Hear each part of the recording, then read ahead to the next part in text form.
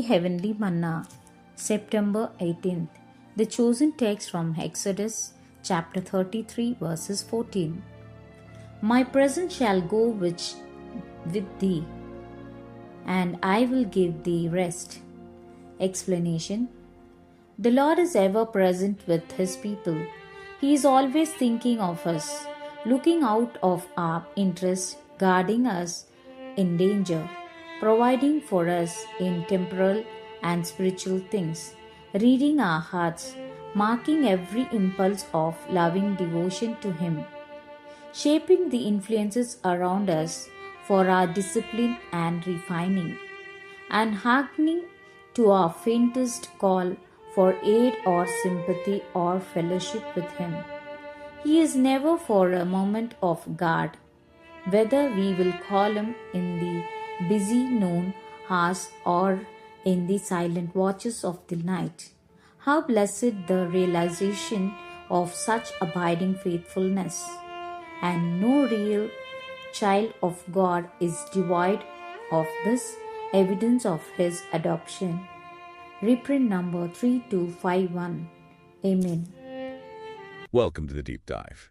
Today we're exploring something pretty profound, actually. It's this idea, this age-old comfort found in an ever-present divine presence. That's right. And we're digging into the daily heavenly manna source from September 18th for this. Exactly. And it really hinges on that powerful line from Exodus 33.14.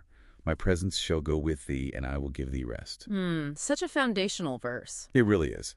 So the big question we're asking today is, what if you're truly never alone? What does that actually mean for you, like in your everyday life? Yeah, that single verse, it just opens up so much, doesn't it? It really pushes us to think about what it means to have this constantly active, watchful presence alongside you. So we'll be exploring the different sides of this presence, hoping to give you a clearer picture of what it signifies, beyond just a nice feeling. Right, because the source starts off pretty strong, saying this presence isn't passive at all.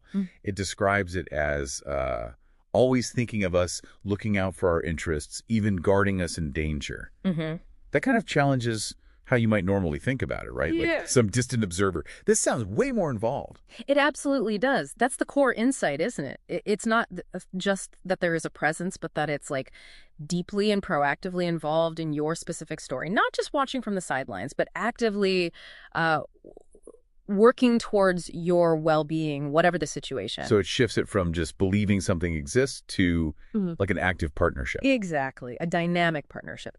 And it gets specific, mentioning provision in temporal and spiritual things. Temporal and spiritual. Both, yeah. So think of it like having this unwavering advocate who doesn't just fend off trouble, but proactively gives you tailored support for your journey. Okay, then it adds another layer.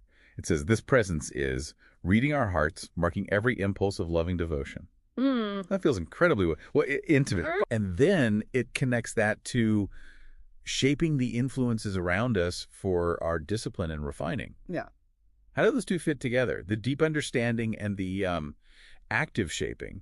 Well, it's sort of like having the most perceptive mentor imaginable, maybe. This presence, it doesn't just see your thoughts. It gets the faintest call for aid or sympathy or fellowship, sometimes before you even fully recognize it yourself. Wow, okay. And then, based on that deep knowing, it strategically shapes your environment. It's not about controlling every little thing, I don't think. It's more like a profound investment in your growth, right? Even if that means going through hard stuff, the discipline and refining. So challenges aren't random obstacles necessarily. They could serve a purpose within that relationship, yeah. It suggests a level of trust is involved there. So this isn't just an occasional thing. It's constant.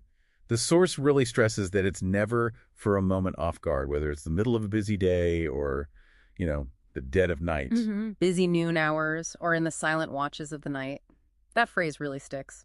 That unwavering attention, it feels pretty unique. A constant anchor, maybe? Absolutely. And it's not just about being engaged. It's the consistency. The source highlights. It's not dependent on whether you're actively thinking about it or doing certain things. It's described as an abiding faithfulness. Abiding faithfulness. Yeah, it paints this picture of a really foundational, active relationship, like a guide who's always on duty, always present, always attentive. You have that constant point of reference. Okay, so pulling it all together. Yeah. What's the big takeaway here? We're talking about a divine presence that's constantly looking out for your interests.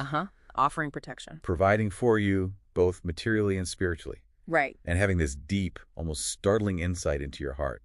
A presence that's truly, as the Source says, never for a moment off guard. And that closing thought in the Source is quite powerful.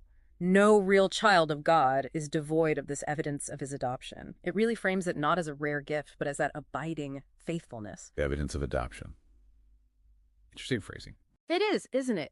So for you listening, the real question becomes, maybe how might internalizing this, really taking on board this idea of a continuous protective presence, this unwavering partnership, how might that reshape your actual lived experience? You know, whether you're right in the middle of those busy noon hours or in the silent watches of the night, how could it change your perspective on challenges or even just on moments of quiet? Worth pondering, I think.